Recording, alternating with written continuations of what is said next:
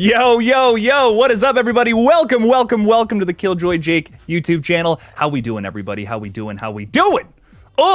It's time to talk a little bit about Scream 7. I'm very excited for this one, and we have some guests who are very excited about it as well. Very excited to get into this. We have Dawson's Creek hanging out with us tonight. What's up? Howdy, hey. Bobby is saying Scream 7, Blood and Politics.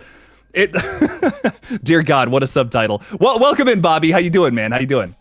Charles Allen and Tyler Joseph are putting in like the same comment, which I think is interesting, saying that me and Beyond the Mask have switched contents. I'm not really talking about confirmed stuff. I guess I'm talking about like the rumors a lot lately. I haven't had a whole lot to base theories off of, my friends. I see people clamoring for that though. They're like, "Where's the theories, Jake?" And I'm like, I just don't got a whole lot to talk about quite yet. I did have a theory video recently, so there was something for you.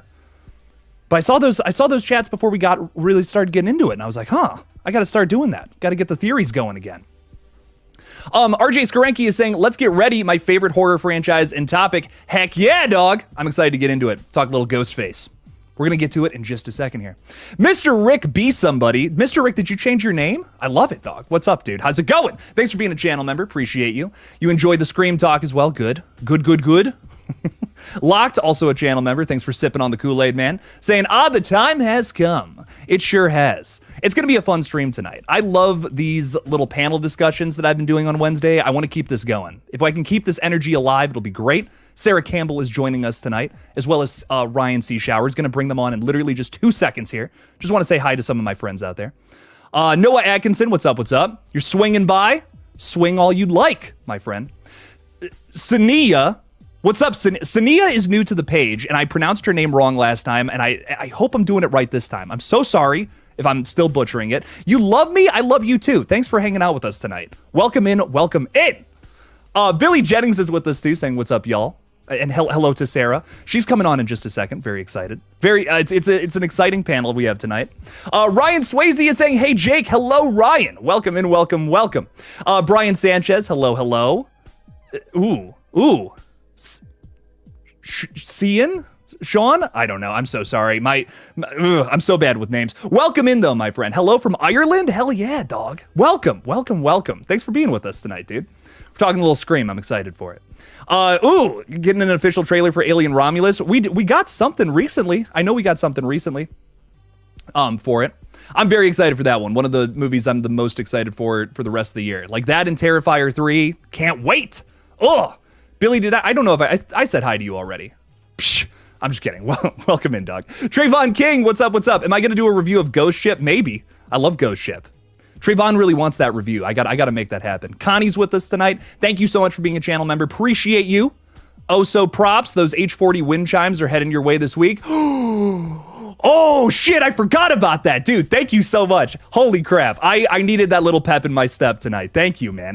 Oh, my God. I'm so excited. I have so many presents coming in the mail. I don't even know what to say. Someone just said they're sending me their movie. Like, they made a whole ass movie. They're sending me, like, a DVD of it. I'm like, what? That's so cool. Holy shit. And I don't know. It's been a very fun day. I'm getting presents. I can't be happier. I don't know. It's great.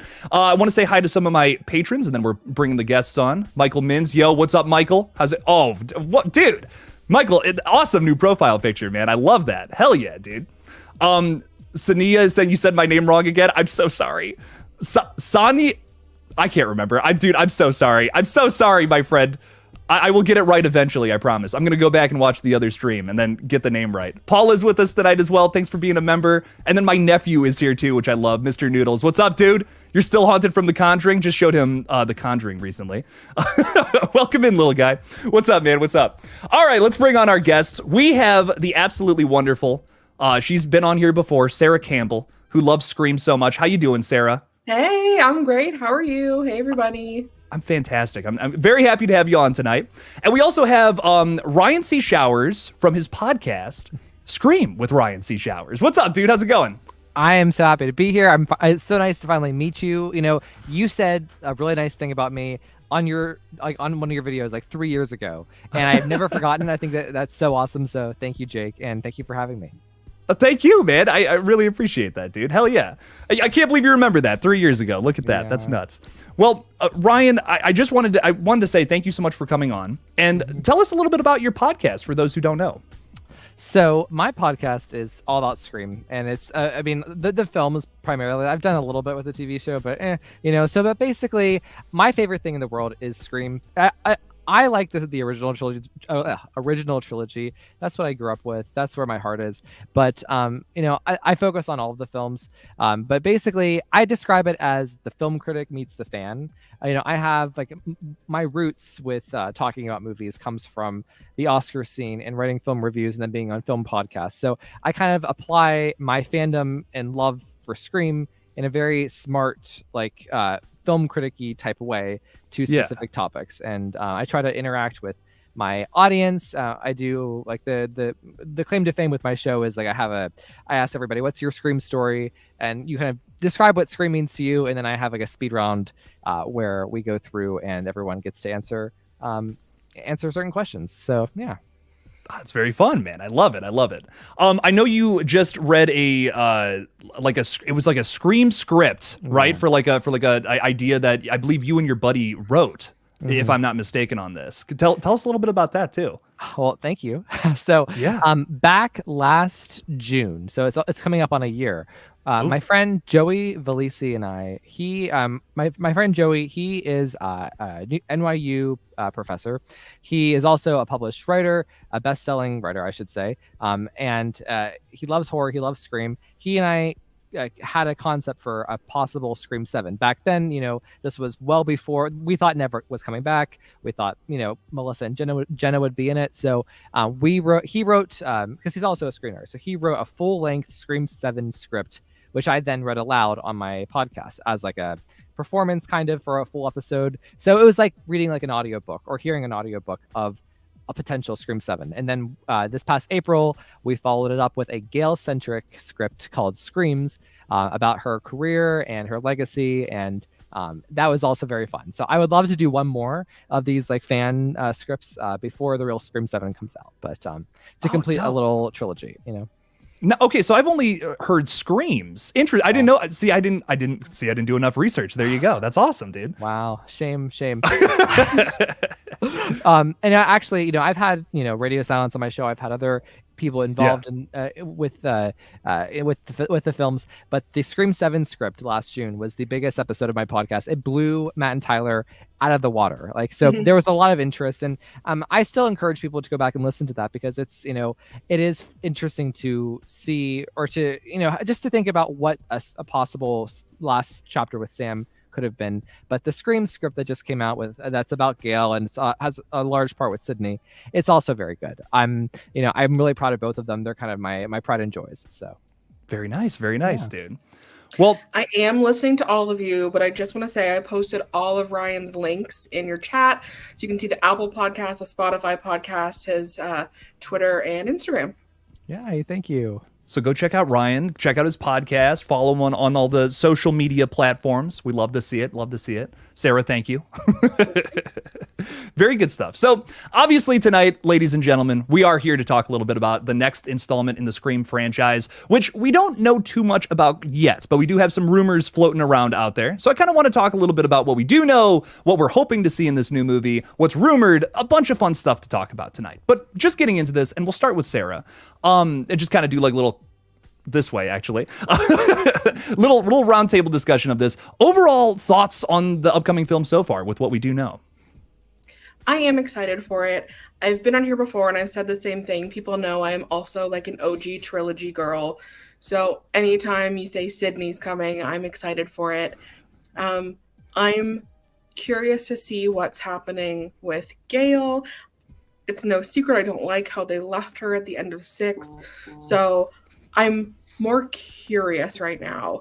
I've been trying to not really listen to a lot of rumors, but we really don't have a lot of stuff confirmed yet. So all I'm really going off of are the rumors.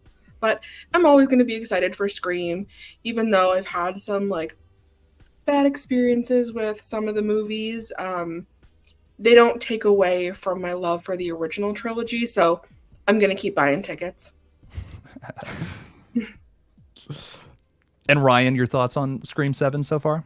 Okay, listen. So I am so excited for Scream 7. I am, I I respect that everyone is coming to this with a different kind of perspective, and there's a lot of sadness around the exit of Melissa. But as for what we're getting with Scream 7, it makes me so excited as an original trilogy person. Like, to echo what Sarah said, Gail was done so dirty with how they left her in Scream 6. She has a great scene, a great phone call, but like they basically left her for dead, and we learned that she survived via Danny. I hate that so much. So I love that that she'll probably have a more substantial role in this. I think giving it to Sydney and the rumor that this is a new trilogy with her and her daughters and her family, to me, that is such a natural place of where Scream should have gone.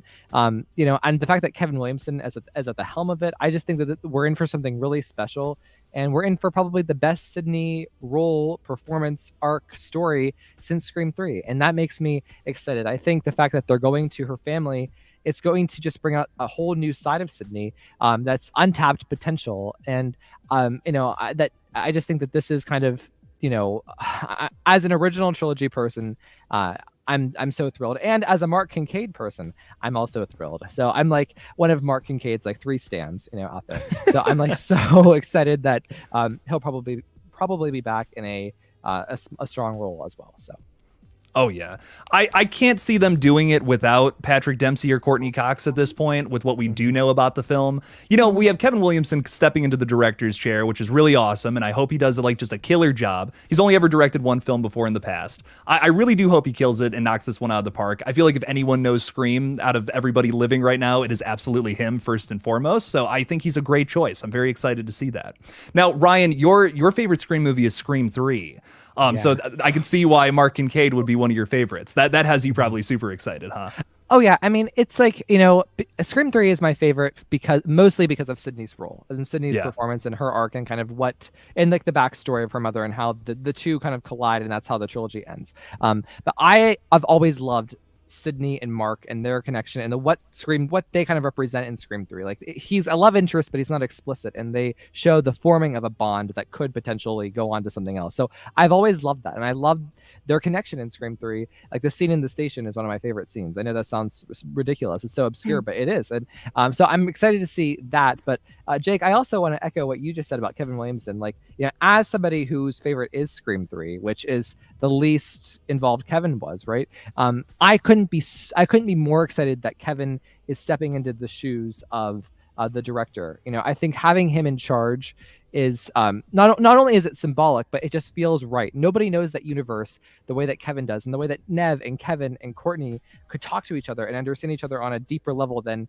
anybody else really can about this. I think we're going to in for a really special film, and I think Kevin, I think that he's getting a lot of unnecessary skepticism. I mean, I understand he directed one film a long time ago and it wasn't successful, but I think he is an industry titan, and I think Tingle is underrated, and I think he's going to rise to the occasion. I think he's the perfect choice, and it feels right. It feels like this is what we should be getting, and despite everything, despite how we got here, despite the road to this point makes so much sense to me. Ryan, I don't mean to undermine what you just said, but the sentence "Tingle is underrated" is just very funny to me. No, but seriously, no, you make some excellent points though. Like, I think Kevin Williamson is going to knock this out of the park. I think, like, I have seen some Scream fans say they're skeptical of him directing, but to me, the thing that I'm more skeptical about is just the studio's decision to put him in that spot in the first place. Like, he's such an excellent writer. You know what I mean? That's what. And nothing against Guy Busick and James Vanderbilt. I think we might disagree on this on the panel. I don't know, but I don't mind the writing of Screams 5 and 6. It's not perfect, but it also isn't like offensive in my opinion. So I am excited to see Guy Busick come back. But I guess I am just wondering why Kevin isn't writing, since he is in much more of a creative capacity this time around, which just has me scratching my head a little bit. But I do believe that this is going to be cool. Like, I'm very excited to see him direct and see what he brings to the table. I'm glad he's back in like some sort of creative seat overall. But to kind of toss that around to the panel now, Sarah, what are your thoughts on Kevin Williamson directing Scream 7? I think it's going to be fine. Someone equated it with like hiring a new employee, and it's like, do you hire someone who has like the exact experience that you're looking for, or do you promote someone who knows everything about your company? Like, Kevin knows everything about this franchise, There's going to be people that could help him direct. We know that he's going to be, have his little hands in the writing. Like, I think they need him. I think it's going to work. I also appreciate that he also writes for like a more mature audience. And I mean that not in the sense that like Radio Silence is like immature, but I mean, not every story has to be about a teenager. Like, we don't have to go back to high school in this. Like, he can write about what the adults are going through. Like, in the West movies, it was a lot more mature, even though we were dealing with high school students. So I feel like if we get away from some of the like younger cast and start to focus not even on the legacies, but like a Carrie Russell or like an older like person, like you can, I think, do a little more with mature characters. Like, they have more lived experience. Like, there's a lot more you can do with them. And like, we had so many fresh faces in 5 and 6. Like, it was a big cast. And I think if we, whittled some away and just like focused on a few main people, it's just a lot better for character development anyway. So like, I don't know. I have a good feeling about it, but I'm cautiously optimistic. Well, can I just like, in defense of Kevin Williamson and in defense of the plan, I do not believe Kevin Williamson, okay, the guy who basically, revolutionized the 90s, like gave us an entire genre. I know he did last summer, H2O, Dawson's Creek, The Vampire Diaries. Like, he is not going to direct a bad script. He is going, I guarantee you, he is working on the script right now. I think Guy Busick, here's my opinion. I don't have any basis for this, but this is just my industry senses. I think that what happened was, Guy and James had the script for 7 written with Sydney and Sam as co-leads, right? Melissa was fired. They just put an X over the Sam parts, and Guy expanded the Sydney parts as a first draft. And now Kevin is taking it and tweaking it and rewriting it, and that's how it's going to be. Like, so Guy has to get the credit because he was the one who drafted the first draft, but I think Kevin's working on it now. Like, I think Kevin is going to really want to make this his own, and I think that if the trilogy rumors are right, I think Kevin will probably write both 9 and 8 and 9 as well as direct, as long as of course Neff is involved. But that's my just big assumptions right now. It's all assumptions, right? I mean, that's what kind of sucks about being at this stage. I want to know. I want to know more. I want to be like so excited for this film because it does feel like kind of what you guys are talking about, like this throwback to the original trilogy, which I think so many fans are clamoring for after 5 and 6. Which I appreciated the new direction, but there is just something about those original 3 films that you just can't capture in some of the newer flicks. So I'm hoping to get just like maybe even a smidgen of that in 7. That would just be so much fun. So with that, of course, a big talking point there is that Sidney Prescott is back in the lead role this time around. This time being a mama bear, protecting her kids possibly from Ghostface. How do we feel about that as a reinvention of the character? And Ryan, I'm so sorry, you look so ready to go on that topic. We're gonna start with you this time because I can see it. I can see everything happening in your head. It's great. Me or Sarah? You kick this one off, man. Oh, okay. Listen, I love the Alien movies. Okay, and this past winter, I rewatched the Sigourney Weaver 4, which I think I love all 4 of them. Even 3, it's just but I love all 4.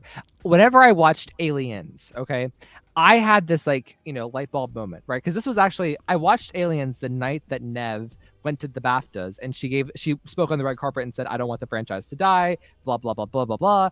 And so we all kind of knew. So it was almost like serendipitous, right? Like what a coincidence. But I watched Aliens, and the storyline with Ripley and how her daughter died, and she goes and she meets Newt, and then it's kind of worked through, and seeing her rise to the occasion and work through this mother arc. Like I saw Sydney. Like I was like, oh my god, this is what we need. This is untold potential of Sidney Prescott. This is what the franchise. This is where the franchise needs to go. There is so much more you can do with this character. It really bothers me when people say that Sydney's story is over. Whenever we know nothing about her kids, we know nothing about her married life, and like you said, Jake, like the mama bear aspect. That is like it's different when people are messing with you and your friends, even your partner and husband, versus your kids, your offspring. It all changes, right? It does. And I think that is exactly what we need to make Sydney afraid again, and make the woman that we saw in Scream 5 who said I'm bored and hung up.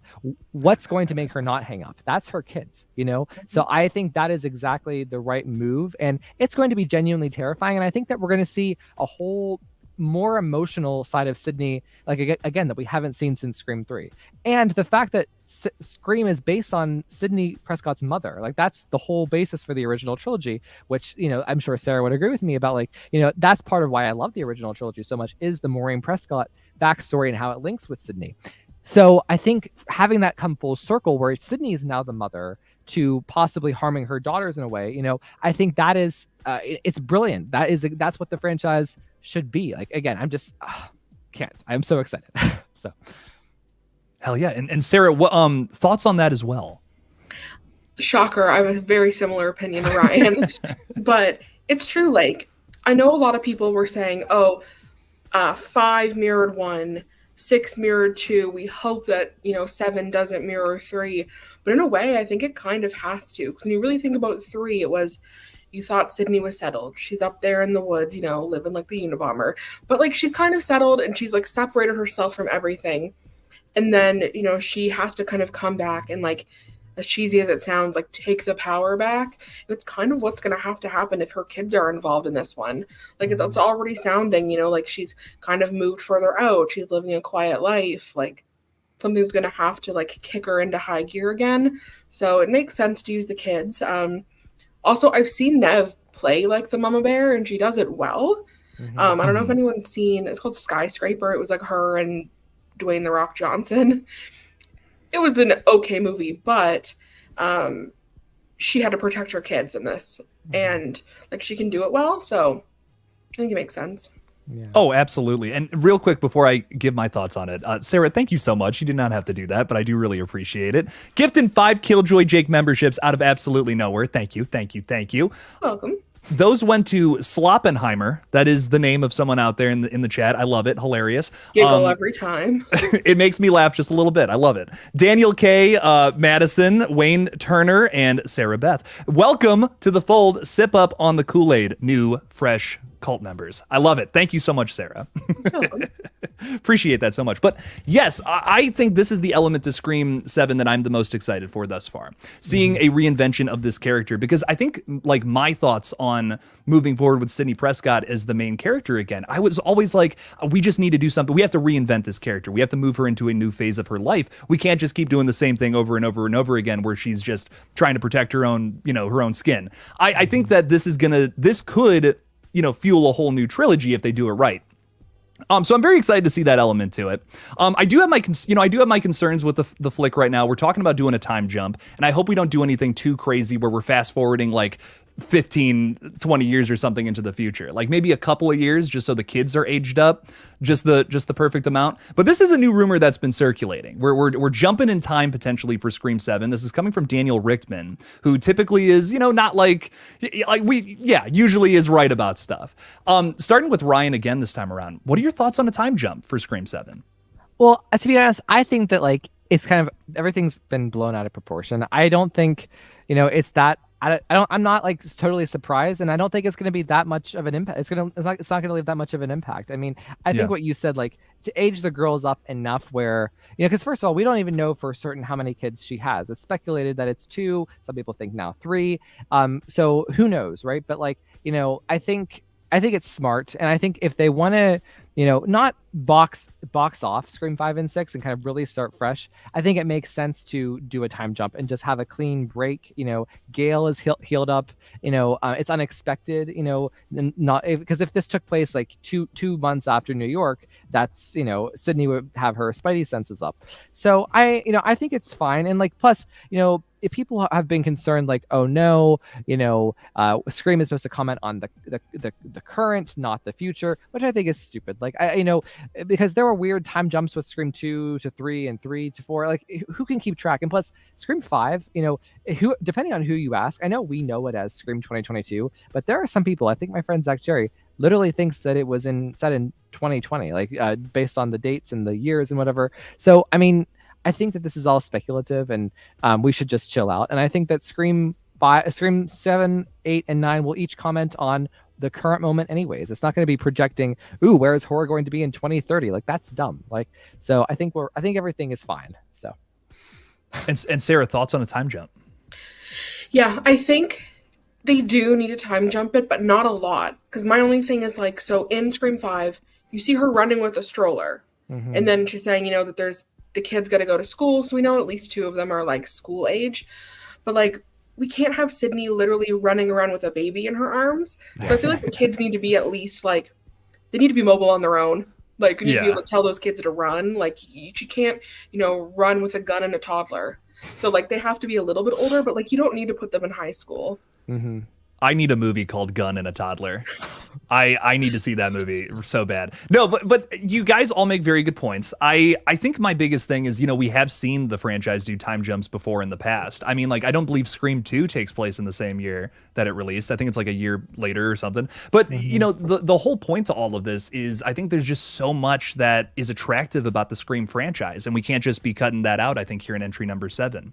So I think that is a big thing I'm concerned about, because there is so much that needs to be preserved and continued into every single sequel moving forward. I would hate for them to just drop something to focus on something else, because I love like the murder mystery aspect. I love the horror commentary. I love that Sydney's story has, in almost all these films, been continued in some sort of way, and the legacy characters just in general. I would hate to just drop off like a point of that to shoot down a different story, I guess is my point, because there's so much that makes Scream so special and unique from the other slasher franchises that I would just hope we can continue that in all the stories, even though that's it can be a bit of a chore with some of these sequels.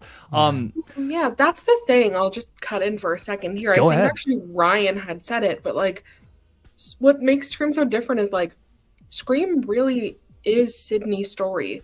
Like, the killer is always different. It's not Michael. It's not Jason. It's not Freddy. Like, the killers are always different. Like, Ghostface isn't the main character. So like, to me, it's always been Sydney focused. So yeah, if you can find a way to kind of elevate her and move her forward, that's great. And yeah, one day we may not need her in these movies, but like right now it's a smart move to kind of refocus after 5 and 6.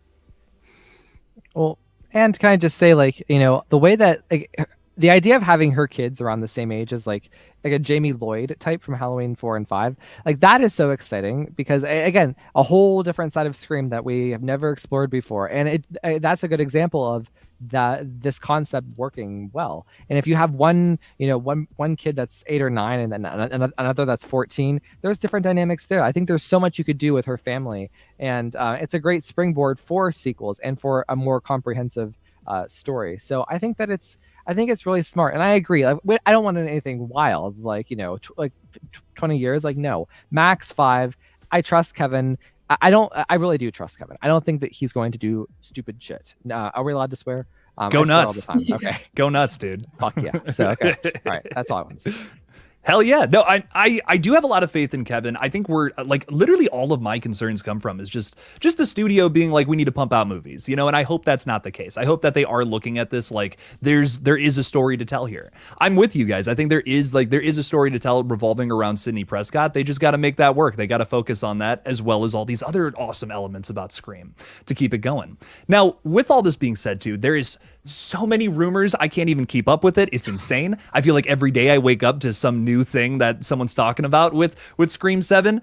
What of these rumors, which I mean goes down to the side characters, the time jumps, all this crap. What of these things do you hope to be true the most? And Sarah, we'll start with you this time. So it's more around cast. Like, I know a lot of people are saying, oh, like, Patrick Dempsey is, all but officially confirmed, like, he's gonna be in it. But like, at the end of the day, until he signs, like, do we really know? So I hope he's in it. Like after 5, he has to be, right? Like, you would think, but who knows? Like, at this point, it's just Scream has been such a roller coaster that I don't want to have my heart set on anything.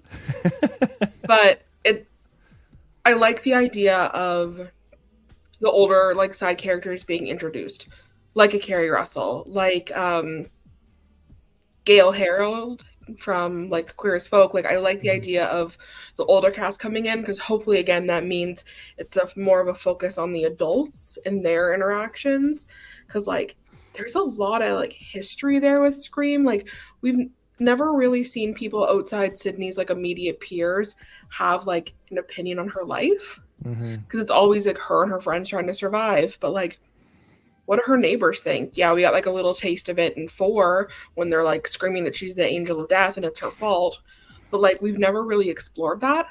So I think that'd be interesting. I'm kind of hoping that, yeah, there's just like some older characters introduced. Yeah. And Ryan, your thoughts on that as well? Well, so rumor that you want to be confirmed, I guess, is I should have repeated that. Well, I'll take the opposite approach of Sarah, where I'm just going to assume that Courtney and Patrick are signed on. I truly believe they're signed on. I think that they've been signed on for a while, and it's just I think that the studio is just waiting for controversy to die down, and just if they're not filming till September, it makes sense, like, you know, based on how they did other 5 and 6, that they would wait till August, like late August, to tell us all the information. I'm just, with those two out of the way, I absolutely want, if this rumor about Kerry Russell is true, I will explode. I think first of all, like, you know, she is an amazing actress. I've always loved her. She was in a show called The Americans, which is one of my favorite shows. She's a powerhouse. But also just the idea of like Kerry Russell, someone who is so respected in the industry, who has been, you know, has such a legacy and has a legacy tied to the late 90s. Like she is like she's someone, like that would be the best casting in a Scream movie potentially ever. I mean, she would be the most respected actor in the franchise after Laurie Metcalf in the larger culture. So I would really love for her to be in it. And she was one of the characters that I kind of that we cast in my Screams script. So no way. Yeah. So I would love it for that reason, but more so just for Scream's reputation. Like going from no shade, okay, but like going from Sonia Amar to Kerry Russell is like the biggest glow up and I think you could ever imagine. No shade to Sonia Amar, but yeah, so there you go. No, but I hear you. I hear what you're saying, though, because I mean, we're going from people who have never acted in a movie before to, you know, legends, essentially. Like that's what we want for the old fans of Scream to be appeased, right? In a weird sort of way. I do feel you there, and to see a more mature story, I think will definitely appease the people who have been like just really vibing with this franchise ever since 1996. So I would love to see that evolution of this franchise be less targeted towards like the younger fans and more like just something satisfying for the people who have been here since the beginning. I do get that. I do get that appeal for sure. But so much is going. I kind of was. I'm not gonna lie. I thought that was gonna take us an hour, but I love it. I love it. We're blasting through this. It's so exciting. Is there anything else about Scream 7 that we're really just like hyped up about? Like, is there anything else you guys want to see that hasn't been rumored or hasn't been really talked about quite yet? And Sarah, we'll go to you first. Okay. I know I sound like a broken record talking about Dewey, but like they need to really like address it, because what they did in 6 was not it. That like little mention of like losing the one person, and then they play his little theme, and then they like look at the candy in the theater. Like, no, they need to like lay it out there that like it is a loss. Like all we saw was his picture in Gail's closet, like a snide remark from Ghostface, and they like moved on. But it was like they made it like the focus of 5, and then like it was not like it didn't pay off.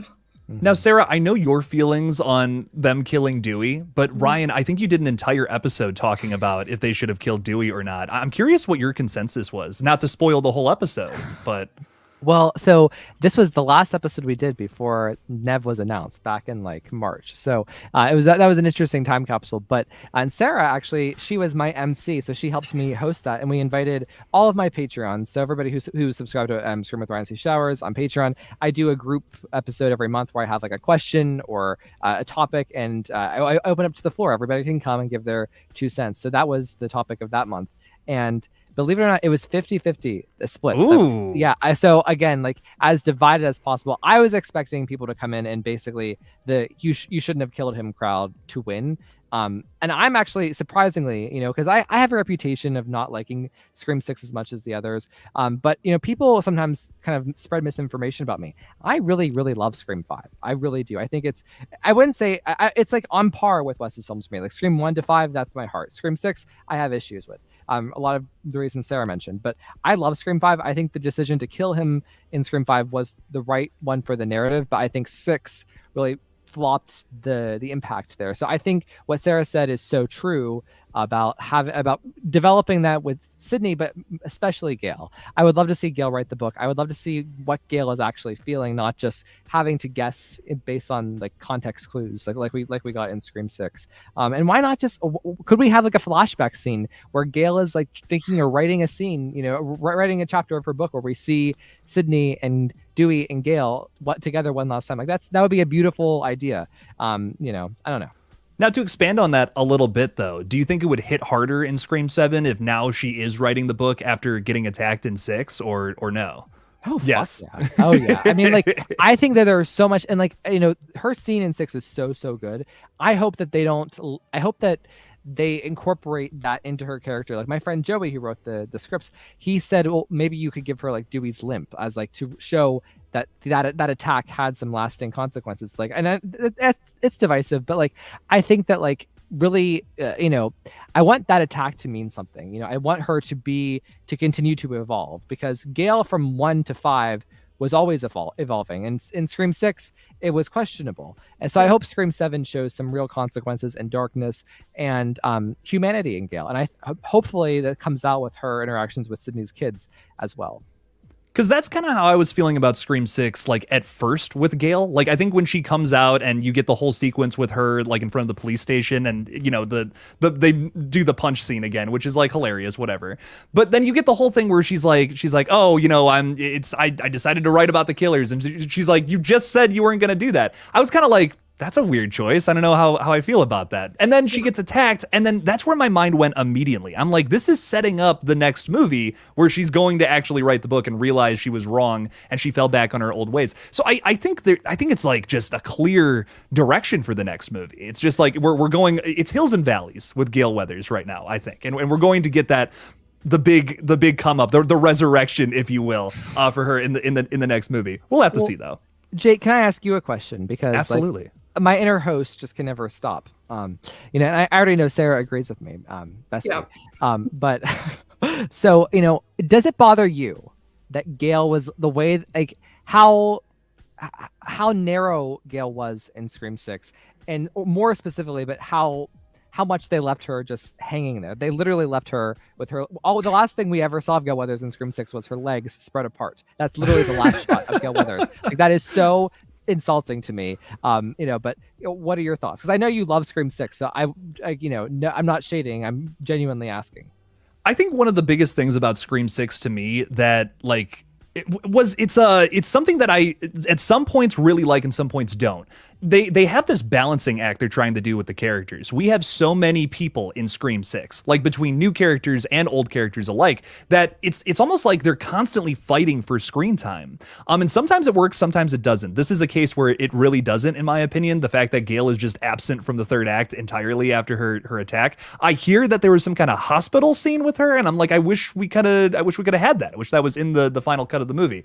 So I would have liked to have had some kind of follow up on that. But again, if in Scream 7 they do something with that, I'm like, okay, well, now I vibe with it. I think there's going to be a lot of things about Scream 6 that we retroactively will vibe with a lot more after 7 comes out, but it's just a waiting game at this point in time. But there's a lot about Scream 6 that really works for me, which I've actually seen you tweet like saying like you're just not crazy about it, which once again, no shade, it's all good. But like I did a whole fan film on seeing things from the killer's perspective, what it's like to be a Ghostface killer, and we kind of got a taste of that with Scream 6, and that was like such a big thing off the bat that immediately impressed me with that flick. And I'm like, cool, hell yeah, we're seeing different sides to the Scream story than what we typically get to check out in these movies. And now I know it's, we've even hit on it tonight, this is a franchise that's much more about the protagonists than the killers, but it is still an angle to the franchise, to the story that I am interested in and curious to see. So oh yeah, Critical Overlord is in the chat too. I'm like, oh my gosh, hey Critical. Hey. Dude, what's up, man? He's saying, I believe Gail decided to cope with Dewey's loss by taking him up on his assessment, and she's happiest when she's writing, as we saw in Screams 1 through 3. That happy writing had Ghostface in it. How do we feel about that? What do you mean? Like, is she coped by writing the book about Sam because the Ghostface was in that book? Is that what he means? It was like, yeah, like there's like a comfort to writing about Ghostface, a familiarity. Well, she could have written about Ghostface and written about how he died triumphantly. I don't know. I mean, I get what he's saying, but like it's still, in my opinion, I see it as Gale trying.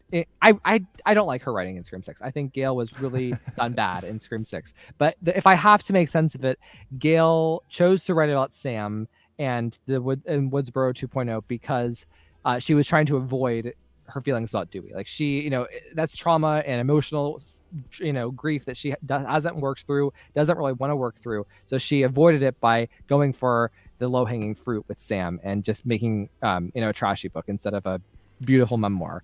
What do you guys think? I think, kind of echoing what you said previously, I think they could write Gale in a way in 7 that could make us look back on 6 and make her actions make sense. Mm-hmm. Like if the attack really has like snapped her out of it and she realizes that what she did was like not super cool, then she could kind of continue on her upswing. Like they'd have to write it that way. Like if they just pick up like, nothing happened and Gale's Gale again, then it's just even worse. I feel like in a way, and real quick before I answer, Sarah Beth, thank you so much for the Killjoy Jake membership. That's going to just another horror fan, which that's awesome. Thank you so much, Sarah. Appreciate you. We have 2 Sarahs tonight. This is crazy. What's going on? But to kind of, this is like probably a really simple answer, but this is where I feel like when I was seeing that scene where Gale first comes in, talking with Sam and Tara again in Scream 6, where my mind went immediately was they're trying to bring back like Scream 2 Gale. Like I almost feel like Guy Busick and James were like, that's when Gale was at her best. Let's try to get back to that, even though maybe it didn't make the most sense narrative wise here in Scream 6. But I weirdly kind of get wanting to get back to sassy Gale, but at the same time, she's a different character now. Like you guys were saying, like this is a more mature version of Scream where we're at now in the timeline. So I think we gotta move on. We gotta get to the next step. You can make her sassy. Sorry, go ahead, Sarah. No, we were probably going to say the same thing because I was like, even Scream 2 Gale, even though she was sassy, she was still understanding that she needed to be better and do better. Like that was her like shifting point. You can make it. You can have Gale be sassy and badass and bitchy, but still have the heart and still have the evolution that she had from 1 to 2 to 2 to 3, 3 to 4, and 4 to 5. Right. You can still. It's not an either or, and I think. I get what you're saying, Jake. I think that was probably the intention that they thought. But see, I take it as even more cynically. I think that they were just being lazy and thought we need one scene that would fit in Courtney's schedule. We'll just write this very generic scene and kind of use some old Gale and her old quotes, and people will eat it up. We'll throw a punch in there, people will eat it up. And Ryan C. Showers did not eat it up. I'm sorry. Well, and yeah, I mean, think about that scene too. I mean, it's literally the same scene from Scream 1 again, but just insert Sam and Tara. So I mean, I feel like we were trying to get back to like old Gale. Like that's how that whole scene comes off. And then like we get to the scene where, we're at her apartment and the chase ensues and all that. And that is one of my favorite scenes of Scream 6. Like it rocks. It's a killer chase scene, top 10 of the franchise for me. It's sick. But yeah, it's weird. It's weird where they took her character because I think, I don't mean to assume, but Ryan, I believe Sydney's probably your favorite character from Scream. Gale is mine. Gale is my favorite character. I think she's the most interesting. See, I go up and down. Like Sydney in Scream 3 is my favorite, but I think Gale has more home runs than Sydney. Like I think like Sydney in the original trilogy is A+. Sydney in Scream 4, and Sydney in Scream 5, But whereas Gale in like basically 2, 3, 4, and 5, all home runs for me. So I don't know. They're tied. Like they're my 2 favorite characters ever. Like I mean, I love them both so much. It's literally painful for me to have to pick between the 2. So, yeah. And Sarah, is Dewey your favorite? Yeah.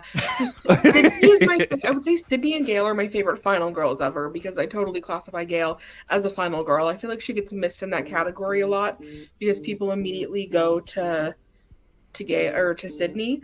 But Dewey's my favorite character. He just was. I know a lot of people don't like the way he was like written. They thought he was written really dumb or whatever, but he was just like the heart. He was like a little bit of like lighthearted joy where he was just like absolute good. Mm-hmm. And I don't know. I just always liked that about him.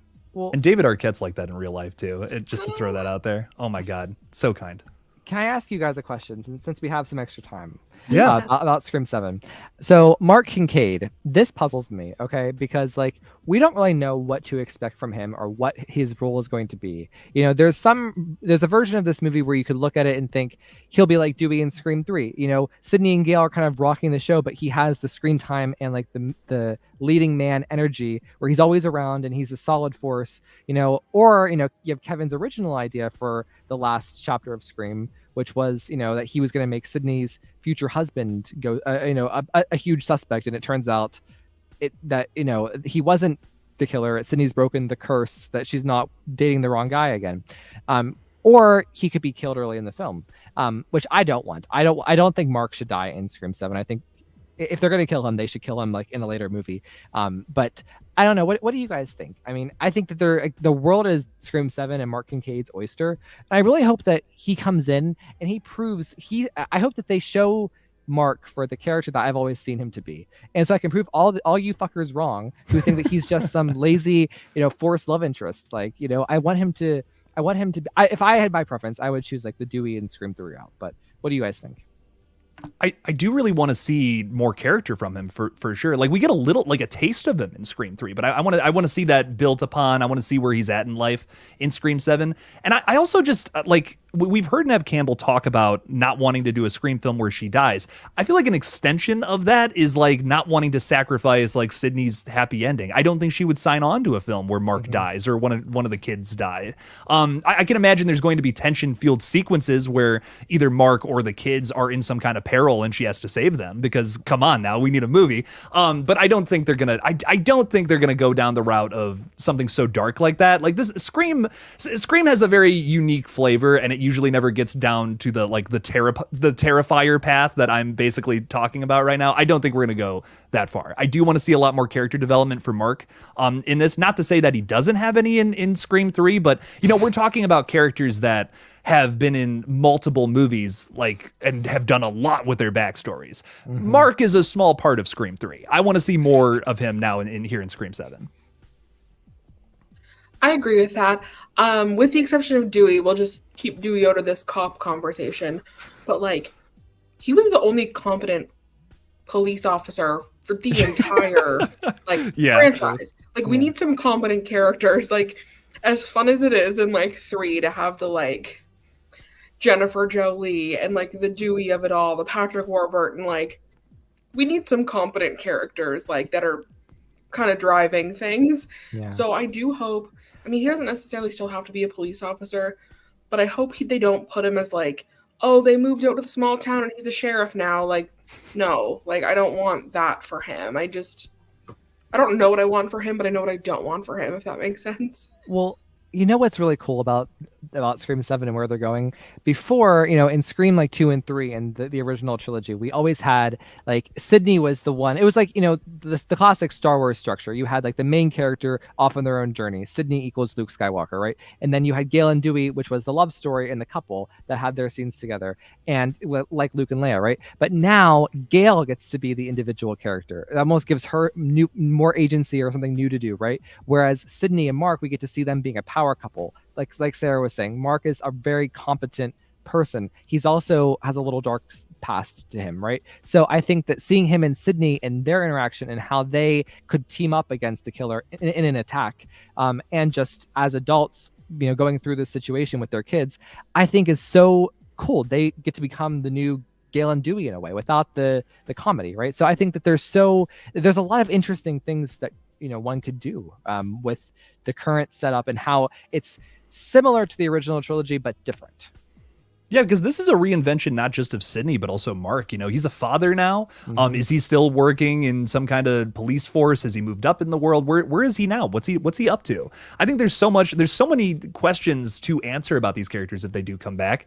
I think they have to. Come on, let's make this happen. But we do have a question from the audience, which I'm very excited to hear your guys' thoughts on. Film Gamer X, thank you for the $10, man. I really appreciate the support. You're saying, hope you're doing well, Sarah, Jake, and Ryan. Can't wait for Scream 7.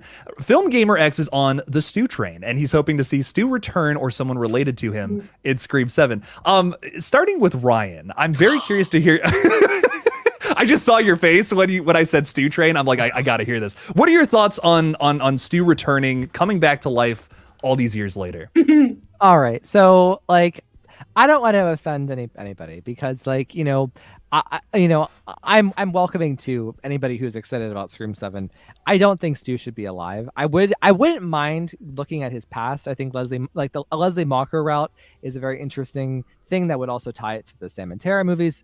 I don't necessarily want him alive, but if they do something where they cast Matthew Lillard as a cousin of Stu or a relative of Stu or someone who just looks like Stu, I'm fine with that. I don't know. I mean, I will say this. I'm more open to Stu being alive today than I was 2 years ago, just because the fandom has just beaten me down.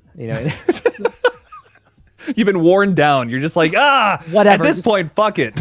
As long as I have Nevin, Courtney, and Patrick, I don't give a fuck what else you do. Like, just make the movie, Make the movie. Sarah, thoughts on Stu's return to the Scream franchise? I think realistically they lost their chance after 4. Mm-hmm. If they were going to do it, it had to be 2 movies ago. Yeah. Like, if they did bring it back and it wasn't ruined by, like, previews, if I'm sitting there in the theater and he pops up, I'm losing my mind. Just, like, the theatrics of it all, right? Like, who's going to complain? But for them to realistically make it make sense, I think they lost their window to do it. Yeah. I don't think it would make sense, but like, just, I'm kind of like, honestly, Ryan, I'm in the same boat because I'm like, I know if it happened, so many people would be losing their minds. Like the glee that would be on so many people's faces that I know personally, like, would be through the roof. I'm almost not even against it to that point. It makes no sense. Like, it literally, there's no way you could explain it at this point with the 5 movies that have happened since Scream 1. But like, my biggest thing is I think the reason people want to see Stu come back is not just because he's one of the better ghost faces out there. Like, he's my personal favorite.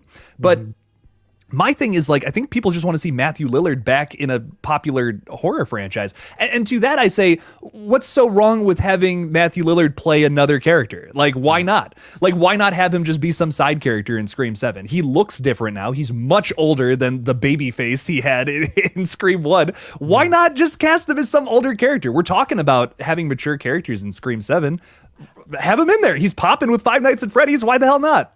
Well, that's you brought it up a while ago, I think, Jake. You were saying that, like, if Stu, the character, were to come back now, he's not goofy, fun Scream 1 Stu. Right. He is an old, grizzled, angry Stu. And it's not going to be really fun for Matthew Lillard. Like, I don't know. But yeah, a goofy, fun side character that just happens to be played by him, sure.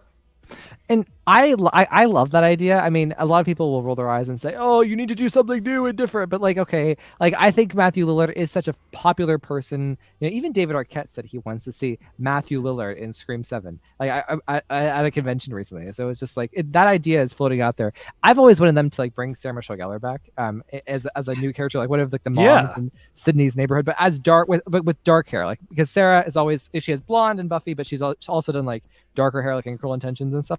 Let her have dark hair. But in terms of, like, I have one last thing I want to say about the Stu Truthers. The Stu, as my good friend Gail Weathers once said, the Stu Truthers deserve their happy ending. So, Did Gail say that? About Sydney deserves her happy ending in Scream 6. I'm just making fun of Scream 6. Sorry.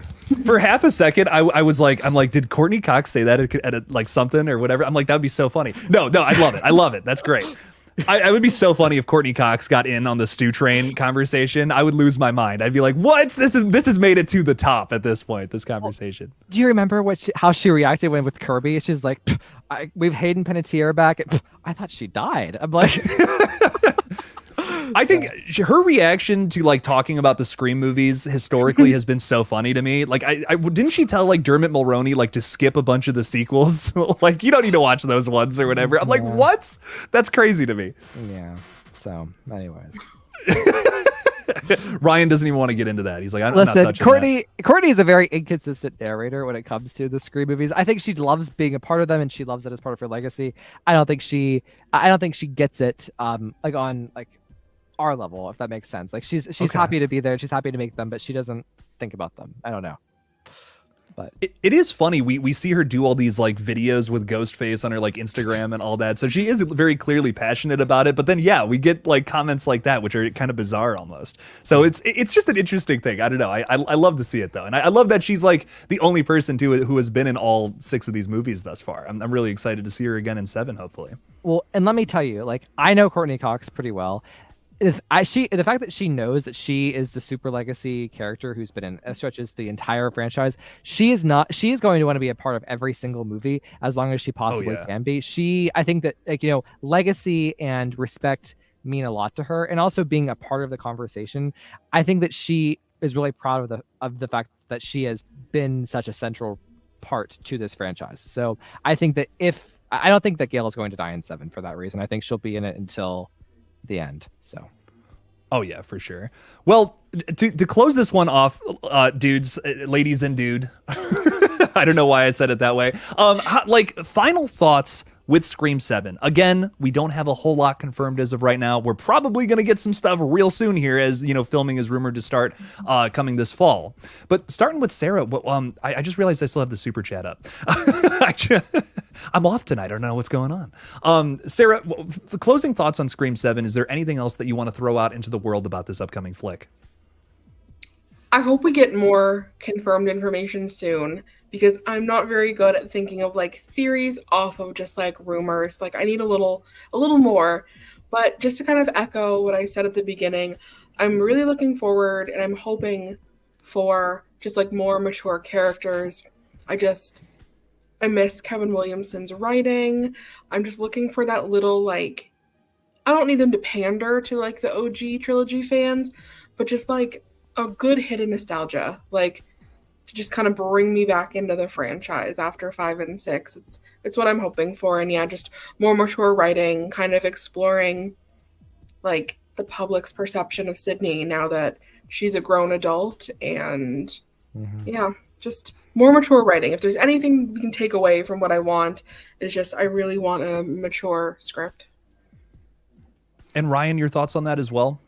I echo everything Sarah said, but like, more importantly, like, what I think that Scream 7 really needs to do is, I think it needs to be original. I think if you look at Scream 2 and 3, and even 4 to an extent, even though Scream 4 was doing the remake, it still was original in a lot of ways. And I think that, like, if they really want this to hit, if they want this to be like a Halloween 2018 type of, you know, magic, which I think that Scream 7 starring Neve Campbell, Patrick Dempsey, and Courtney Cox absolutely has the potential to be, you know, I think that they shouldn't copy the past. They should, you know, homaging the past is good, but I want it to be completely original. I want the motives to be original. I want great killers again. I want intimate killers again. Intensity between Sydney and the killer. I want, you know, an amazing finale again. Like, I'm so optimistic about Scream 7. Like, it's just the fact that Kevin Williamson is at the helm with Neve and potentially all these other great cast members. It's just like, it's wild to me that we're even sitting here talking about this. Like, this was fantasy, you know, just less than a year ago. So I'm just so grateful that we're getting Scream 7 and this version of Scream 7. So I really agree with both of you talking about like just the originality around Scream 7. I think I enjoyed the fact that Scream 6 almost looked back on the franchise as like, oh, remember all these cool moments, but we've done that. That load, I hate to sound gross, but that load has been blown. Let's get on. Let's move this story forward. Let's tell the next chapter opposed to looking back. I'm looking towards the future, and I hope that Scream 7 understands that. That's the biggest thing for me. I just hope that they're more focused on pushing the story onward, giving us a good Ghostface reveal is like at the top of my list. I really enjoy a lot of Scream 6. I know I'm in the minority on that. I've been on Twitter recently. But with the third act reveal is, in my opinion, the most like disappointing and most obvious of the entire franchise. It's not even that like it's not even that any of the killers were bad. It's just they were so obvious. Like, they repeated twists from the past. They repeated motives from the past. And I'm just like, I want something fresh and new. Like, pull the wool over my eyes and give us a Ghostface who, like, I just was not expecting. With a brand new motive, no stab fans, no secret relatives. Give me something fresh, something brand new. And I really think that's a big thing that can impress people who went to go see Scream 6 and maybe feel the same, is like just to see that improvement. Kevin Williamson can do that. He's done it a couple of times, especially in these sequels, man. Like Jill in Scream 4 before melted my fucking face. I want that again. I need that face melting reveal at the end of 7 because I already know the Sydney story is going to be great. You know, like we know that's going to be good. Give me that face melting reveal, and you got a hit on your hands. So, Also, don't give me everything in the trailer. for real. For real.